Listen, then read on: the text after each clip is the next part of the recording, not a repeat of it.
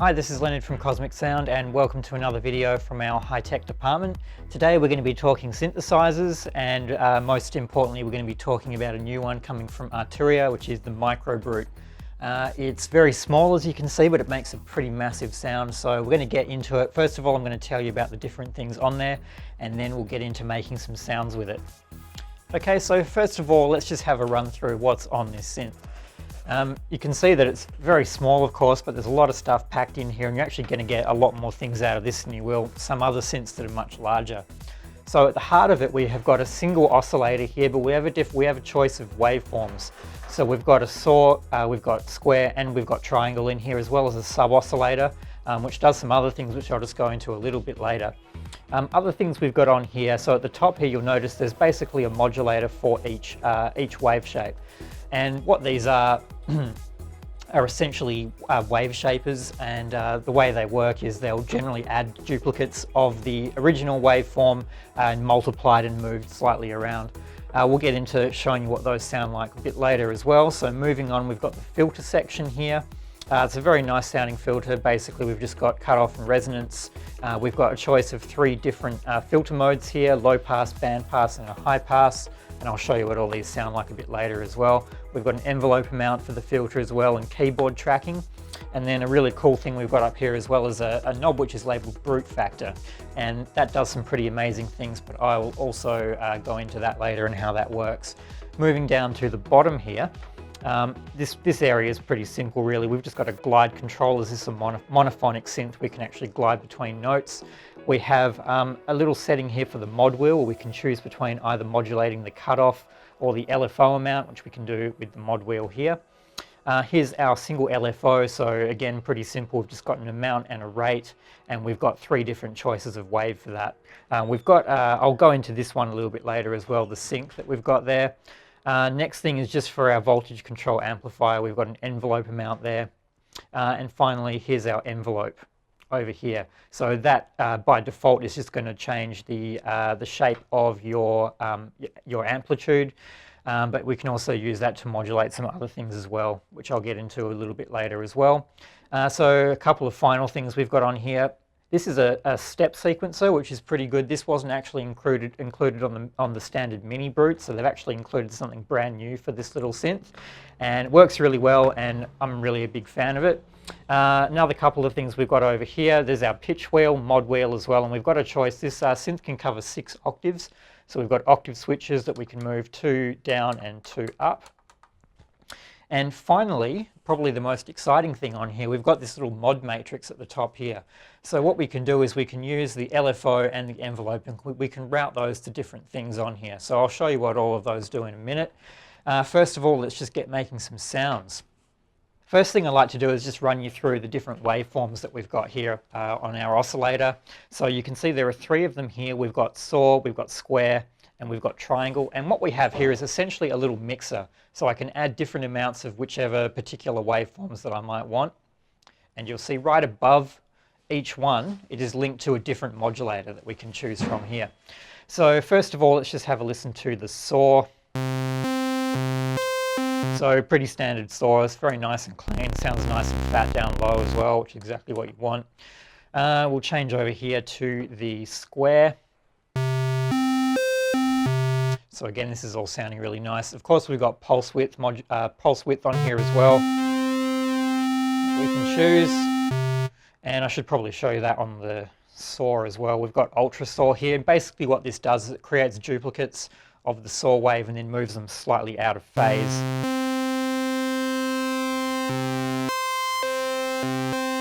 So you have basically a doubling up effect, makes it sound a bit thicker. Finally here we've got the triangle, and this actually sounds pretty awesome. That's the triangle, and then we've got a metalizer on here, which again is just playing with harmonics.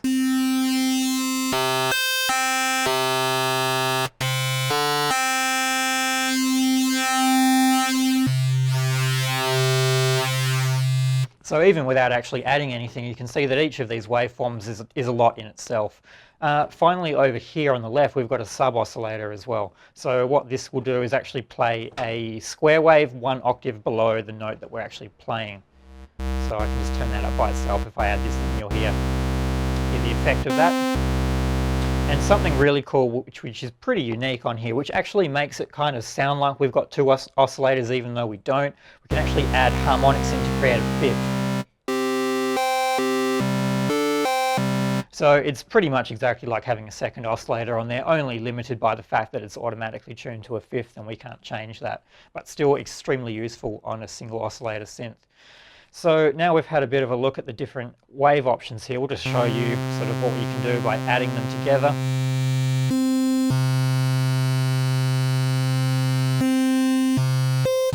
Again, if we go a bit lower.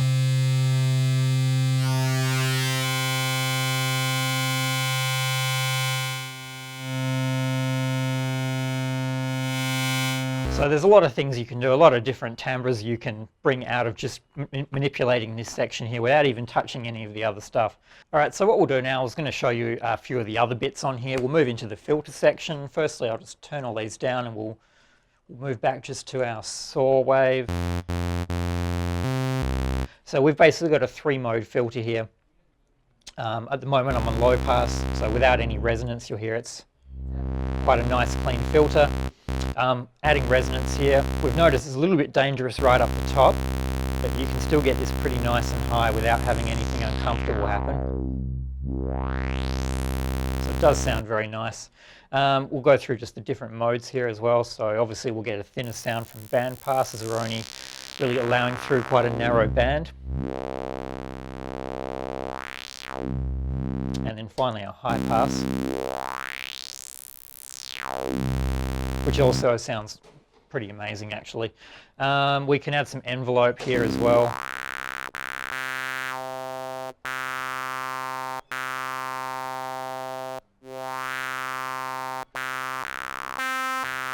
So you can see the effect we can have.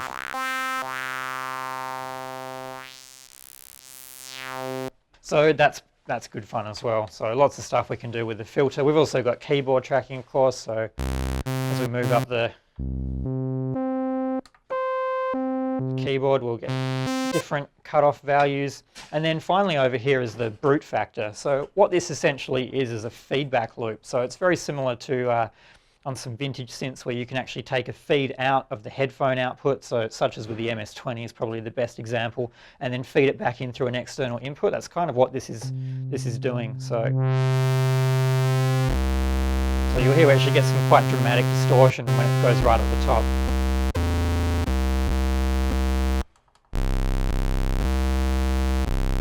Really changes the sound. So especially when you combine this with some of these other options at the top, so which I'll just show you what we can do with that. So if we were to get our ultra saw on, so you can already hear we've fattened it up quite a lot. We now add some of this. Seeing we're basically in the territory of pretty massive sounds now. So that's the filter section. Now I'm going to show you what's happening in the bottom of the synth. So first of all, we have got here control for glide. So on a monophonic synth, you can only play one note at a time. And one way of making that a little bit more interesting is we can glide between notes. So what this does is control the amount of time between the notes being played. So if I go further, you'll hear the glide takes much longer. So that's a fun little thing there. Moving on here, so these are probably two of the most important things on the synth. And these really allow you to shape a sound and make something unique. So first of all, we've got an LFO here, and this stands for low frequency oscillator. So what it basically is a very low frequency wave, which is constantly moving. You can see a little light flashing here that tells you how fast it's going. And basically we just have here an amount. So that's how much of that we get. And then the speed it's going, which is on the rate knob. We've got a choice of 3 different waveforms here as well. So we've got triangle, saw, and square, and sometimes you'll find sine wave as well. If you want to get that, the closest to it will be the triangle. And then we've got a choice here between sequence and free. So if we run that on free, basically this will do its own thing completely independent of what else is happening here with the sequencer. If I set that to sequencer, it will automatically sync with the sequencer. So when I show you how that works, it'll make a bit more sense. Next over, we've just got a very simple envelope amount control for the voltage controlled amplifier. And then moving over here, we have got our envelope. So this is a 4-stage envelope, as is mostly common on any equipment which has an envelope. And we can use this by default, it'll control the VCA. And we can also use it to control lots of different things on here as well. So to get into that, now we get to talk about the exciting bit, which is the mod matrix up the top here. So the synth comes with these 2 little patch cables that we can use, and basically what we can do here is we can take our envelope, which I told you about here, and an LFO from here, and we can send them to different places. So you'll notice here we've got this little line that runs across from the CV out to the first 2 inputs, and essentially what these are basically normaled to these certain things. So if I was to just play a note and I start moving the envelope amount up, you'll hear I'm actually now modulating the pitch. So we can get quite extreme with that. If I set this to 3, it'll go even more. So you hear we're actually we're creating a new pitch here. So it's always great if you can get an LFO that can move up nice and fast. It becomes a lot more useful. So what can we do with that? So all I need to do to actually patch it to something is plug a little cable in here. And before I move on, I should mention as well, if something's normal to pitch, like this is here, and so you wanted to leave the amount knob up, of course that's going to ruin what you're doing. So if you wanted to leave this set in a certain way, but not have that impact the pitch, all you need to do is stick the cable into the LFO, and there you go. So you can do that with the envelope as well. You can have that sit in there as well, and then it won't actually affect the metal, which is what it's set to default. So let's go through a couple of different things we can do with the LFO. Essentially what we're going to do is we're going to modulate the different things that are mentioned on here. So you'll see we've got a choice of 6. We've got metal, and that is the knob up here, the metalizer. The saw will modulate the ultra saw, the sub, and then down the bottom here we've got pitch, which is the overall pitch of the oscillator, the filter, which is of course the cutoff of the filter, and here we have pulse width modulation. So let's have a look at some different things we can do here. So if I move from the LFO here, let's go to the metal first of all, and we'll see what that does. So for that to work, what I need to do is actually have the triangle turned up. And I'm going to turn this right down, turn some metalizer up, and then as I bring in the amount here, you'll hear some modulation. So I mean, we can start making really crazy sounds with this already. And then if I start changing other things here, I can change the amount of that.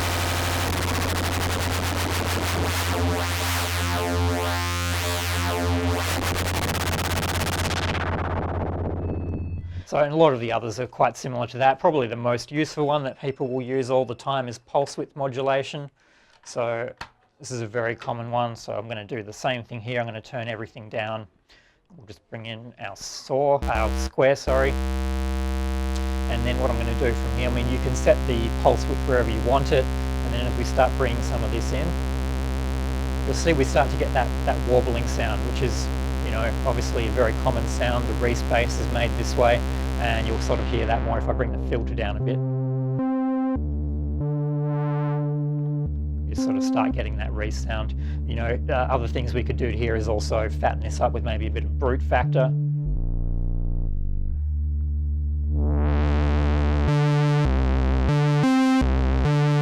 And of course you can always, I mean, it's one of those experimentation things, you can add in the other waveforms as well to see what they'll add to it. Everything you add is going to change the character of it. So another thing we can do with the LFO, which is probably the most common use for an LFO, is to modulate the filter. So you'll hear this done a lot in, you know, various styles of music. Dubstep, of course, a lot of the wobble that you get from dubstep is made with using LFOs with the filter cutoff. So to show you how that works, we're going to go LFO. I'm going to run into filter here. So we'll get some sound happening. You can instantly hear what's happening there. So another really good thing with the LFO we get is that there are a couple of different wave shapes that we can choose from. So you'll see them here. We've got triangle, saw and square. The triangle's the softest of the 3, and it sounds roughly like a sine wave, so it's pretty smooth. If we move up to any of the other 2, we'll get a choppier sort of sound. So again, let's just back tap off some of these so you can hear what's happening.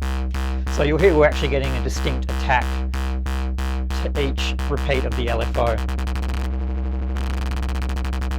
And again, this causes some really cool effects that you can use here, especially when you get the rate right up. And it's basically almost creating an audible wave, so it does some very interesting things. If we move on to the square, it's even sharper.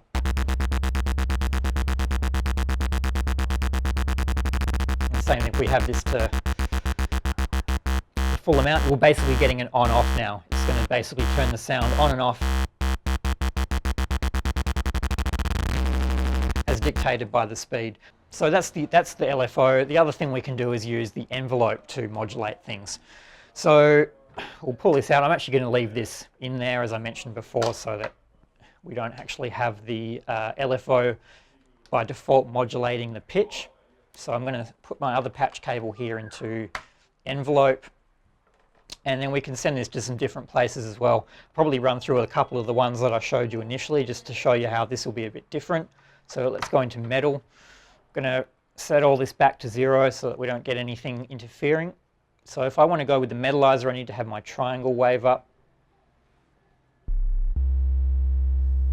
So by default, you're here, we don't get a lot happening here. As I add in some of the metalizer, of course, we get that much harsher tone. And then I can use my envelope here to shape what the metalizer does.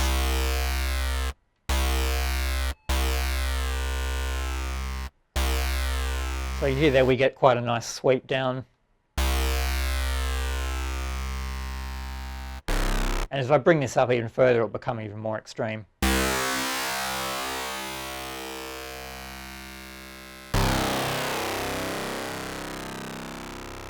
So that's pretty fun. We can move on to some of the other ones as well. So let's go with pitch and we'll see what that does.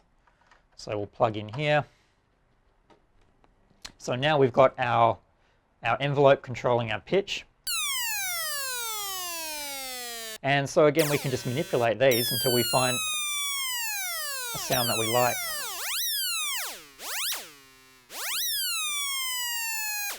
And you can combine this with some other things as well. So we could, for example, let's have the LFO go back to the filter like we had before.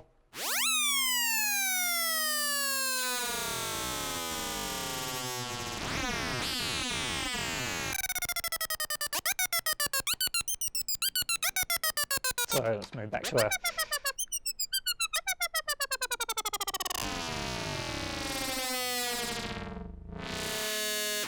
So that's the envelope and the LFO section. The mod matrix, as I mentioned before, is extremely useful. It's really good fun as well. You can get in there and just plug things in and see what happens and any combinations. So now for another exciting bit of this synth is the step sequencer. As I mentioned before, we didn't have this on the Mini Brute. It's actually a new feature for the MicroBrute and extremely useful thing to have on there. So the way we can use this, we have got 8 different patterns that we can program in here. And we also have a rate, which will dictate the speed that the sequence plays back. And here we have got 3 different modes we can put the sequencer in. We've got off mode, in which you'll just play normal notes. If I put this in play mode, we'll play back whatever sequence is in there, and if I put it in record mode, it'll then allow me to play in the sequence as I want it to sound. So just to show you some things that might already be in here, so I'm going to set this to play.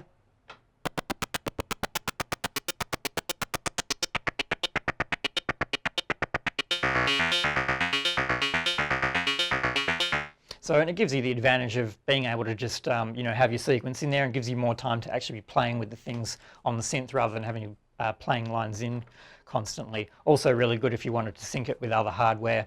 We've got MIDI sync on here as well. We can do it via CV as well. We can actually send signal out from this sequencer to another analog synth if we wanted to do that via CV or via MIDI to really any synth that has MIDI on it.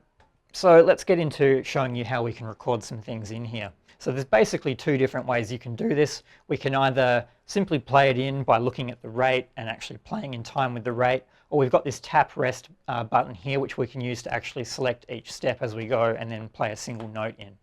So I'm going to put it into record, I'm going to play something in. So we'll get the rate nice and low so it's not too hard to play it. You can play in any, obviously, rhythmic variety that you might want within that. I'm just going to do one on each beat.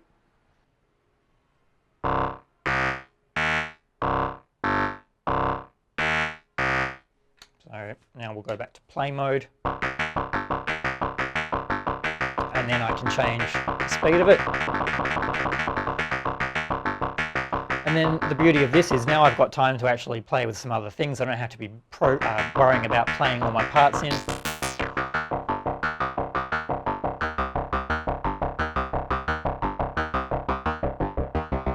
And then as I move different keys on the keyboard, the loop will be basically just transposed to wherever I want it. So very easy to use. The other way I can actually record something in is in a step sequence mode. So if I set back to record here, basically I can play a note, and every time I press the tap button, I'll move on to the next step.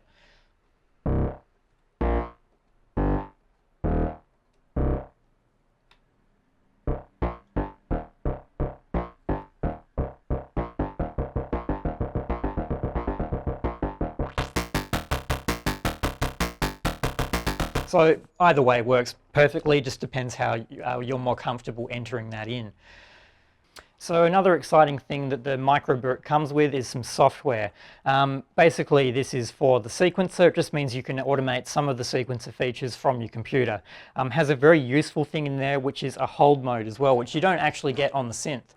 By default, we've only got these three modes: play, off and record. There's no hold. So if I play the sequence and then take my finger off, of course the sequence will stop. If you have the software, you can hold the sequence, which makes it again easier for you to start manipulating things on the synth. So there's a couple of other things in the software as well. We can select MIDI channels, for example.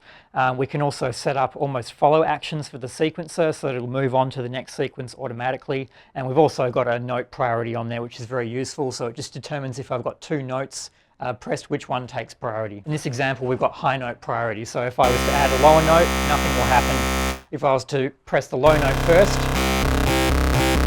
and then trigger the high note always has priority. So just before we finish, let's take a look at some of the things that are on the back of the unit. The connection's obviously very important, and there's a few actual special things on here that I'm going to show you right now. So let's get through the basic parts first. We've got USB connection. This will actually, it will send MIDI in and out from and to your computer. There's no audio transferred here, so if you want to record this into your computer, you're going to have to run out of the line out. So of course, as I mentioned, here's a line out here. It's a mono output, as this is a mono synth. There's no stereo information coming out of here. The CV is obviously very useful if we're using this to communicate with other analog equipment. As I mentioned before, we can use the sequencer to control other analog equipment, and we can do that via the CV outs on the back here. The only other thing that's on here, which again is something that's really exciting, we've got a audio input here. So we've got a jack in, we've got a level control here, and what we can do with that is actually feed an external signal through the filter in the synthesizer. So we can do some shaping with that and essentially add some different qualities to any sound we might want to pump in through here. So we've been taking a look at the new Arturia MicroBrute today. I've really personally regarded it as a really awesome synth. It's very small, as you can see, but it makes a very big sound. And due to its size and the features on it, it's also relatively cheap as well. And as analog synthesis is all the rage at the moment, if you want to get into some analog synthesis, this is the absolute perfect unit to start off your collection. So we're carrying these in store at our Osborne Park and Cannington branches, or you can buy one online at kosmic.com.au.